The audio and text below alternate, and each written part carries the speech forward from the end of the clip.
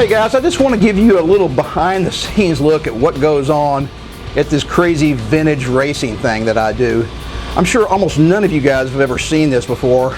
Most of you guys are probably not even interested in racing. I wasn't either. I just happen to really like old cars, especially muscle cars from the 1960s. Big V8s, Mustangs, Camaros, Corvettes, stuff like that. And I got into this racing thing almost 20 years ago. So here we are in my little trailer here. This is how I tow my car around. These are all my tools and my extra set of tires and, you know, jacks and all that kind of stuff. And I'm just going to kind of walk around and point out some really cool stuff for you guys. I just want you guys to get kind of a visual overview of what's going on here. So I like to have my car parked right outside my trailer. That way, if I need tools or air pressure and all that kind of stuff, I can just get to it real quick. We got compressors running behind us. We got guys spread out with trailers and race cars everywhere. So I'm just going to kind of walk around and just point at a couple of cars that are actually racing with me this weekend. So this is another Corvette. This is the body style before mine. Okay, so this is probably a 64 Corvette. 64, small block Corvette, really gorgeous car. So he's in the same race group I'm in. And then you can kind of see around here, everybody's got their little tent set up and their trailers. And this is another race buddy over here. It's called a mid-year Corvette. It's the previous body style to mine. His name's Joe, real fast. These guys are, of course, setting up over here, waving at us, cooking food. All right, everybody likes to cook out.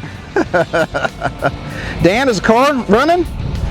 All right, this guy over here was working on his car yesterday. He had an oil pump drive shaft break. He had to actually work right here in the paddock all day yesterday afternoon, pull his oil pan off, put a new drive shaft in there for his oil pump, button it back up. It was a nasty. Really pretty car over here. What is that, Joe? Is that a 64? It is, sir. Another 64. Now this one's a convertible. The other one was a coupe. All right. I'm going to show you right over here behind us is this orange 68 Camaro.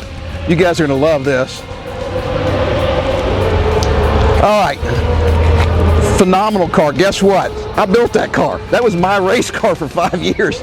So I sold this about 12 years ago, and several different people have owned it, but here it is racing against me now, and I absolutely love this car. This is probably my favorite car, but I couldn't drive it on the street. It just wasn't set up. It was a race car only, and so I decided to build a big black Corvette, and it's actually very streetable. So I actually drive my race car on the street. Every once in a while I drive it up to the gym, so that's really fun. But drop dead gorgeous car. I'm glad it's still here with us. All right, I'm gonna take you over here. There's a lot of Corvettes in our group. Matter of fact, here, let me just point down here real quick. See these two guys over here? You got a yellow Corvette. Now that's a street car. He's not racing with us. But the one on the right side, the black and silver, that's another big black Corvette. Let me tell you, that guy is super fast. I have no chance of beating that guy. Anyway, a lot of these guys don't build their own cars. They have professional race teams build their race cars, and then they actually pay the crew to come to the racetrack and take care of their car, fix it, maintain it throughout the course of an entire 4-day weekend. All right, let's go over here and check out some other stuff.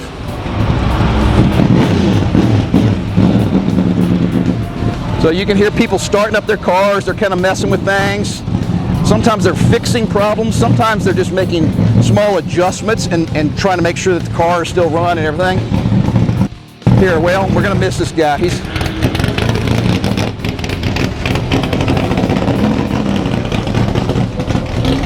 So it's not just all old cars here. We got some new cars. This green car is a Dodge Viper. It's a modern race car.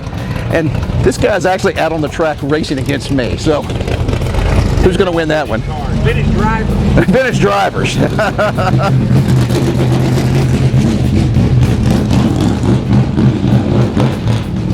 Here, let's go check out this really cool Bizzarini down here. All right, so a lot of these cars are muscle cars that everybody's familiar with, but every once in a while we got some really exotic cars. And of course, there's a lot of very, very wealthy people who race. I'm not one of them. But these wealthy people can bring super expensive cars. Let me take a look at this one real quick. So This thing looks like a Ferrari, right? Well, the story behind this is actually called a Bizzarini, and I think it's about a $500,000 car. So the guy, the engineer who designed this back in the early 60s, used to work for Ferrari, and he got upset, so he left and started his own company, and this is one of his designs. Absolutely drop-dead gorgeous car. And guys, he's out there running. He's running full blast right with me and another 30, 40 cars on the racetrack at the same time. So it's really cool. Gorgeous little blue car behind him. Enchata, very rare car. Tiny little thing. Probably only weighs about 1,500 pounds. Anyway, some of these cars, I think the Enchata's from the late 50s. And man, they're just super, super quick because they're so light. All right, guys, so behind me here, you see the big sign, Circuit of the Americas. This is a huge racetrack here in Austin, Texas. It is the only Formula One racetrack in the entire country. They built this about 9 years ago at a cost of $400 million. So this is where we're racing. You know, not just professionals race here. All right, so we got about 300-400 vintage race cars this weekend that are segregated into 12 different race groups. So everybody's racing every day, multiple times a lot of times, and it's absolutely the Walt Disney of racetracks. So one lap is 3.5 miles and has 20 turns, and it is just super smooth, extremely fast, and it is a blast, guys. All right, let's go take a little tour of the track here. Actually, we're just going to be driving from the parking area where my trailer is located. So we actually have to go through a tunnel which goes under the track, so that we come inside the track. But give you guys a quick tour of the paddock area where all the garages are. All right, guys, these are the garages on the Formula One racetrack that I was just talking about. Now, earlier you saw me outside in the parking lot looking towards the track. Now, these are all the garages where the Formula One cars park when they're racing here. So we got, I think, about 32, 35 different garages, and it's a long line. And of course, this weekend, they rent them out to all of us vintage racers. So in pit number 25 here, I got several of my good buddies that get together and they rent the garage. So let's go in and see what's going on with those guys. All right, so this is a gorgeous red 67 Mustang right here. One of my best friends built this car. Matter of fact, he built it in my garage, okay? Great story. This guy is a dentist. He's my dentist. I love him. And he was building this car in my garage at my house for several months, and his wife didn't know about it.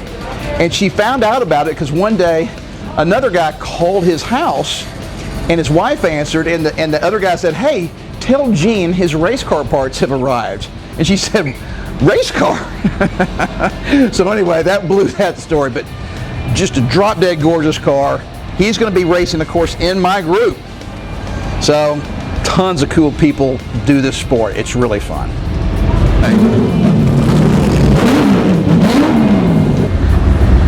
All right, so not all cars here are American muscle cars. This is a 1959 MG, absolutely drop dead gorgeous car. Because it's not in my particular race group, I don't know a whole lot about it, except I know the lady who races it named Lou Marchant. She's hilarious, and she's really fast in this thing.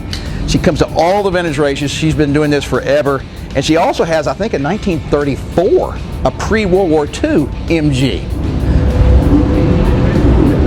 All right, so just real quick, this is the hot pit here for the race cars, Formula One, vintage cars, it doesn't matter. So the racetrack is just on the other side of that concrete wall. But this big section of racetrack here is where the cars come in and pit during a race. Now, our races are only about 20-30 minutes long, so we don't need to change tires, we don't need to fill up with gas. You know, it keeps it much less expensive, all right?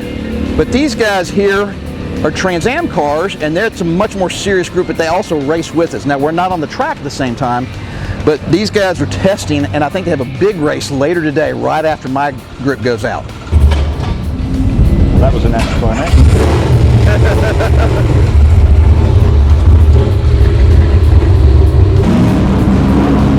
This is a 1-hour race, very unusual.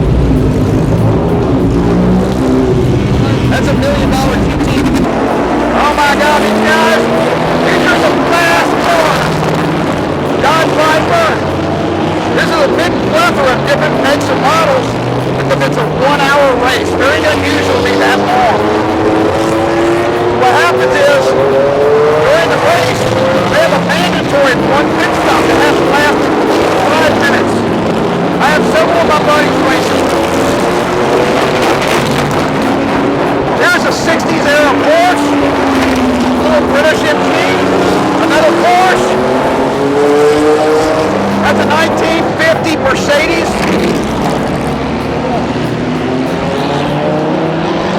So anyway, most of the time you don't see that big a diversity of race cars on the track at the same time, but it's because this is a very unusual race. 1 full hour, it will actually kill these guys. A lot of them have 2 different race car drivers, so during their mandatory pit stop that takes 5 minutes minimum, they'll switch drivers, fill up with gas, and then head back out.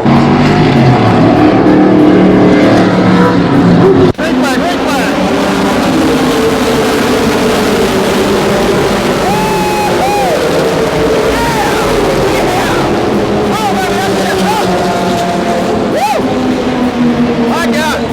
Goes gorgeous.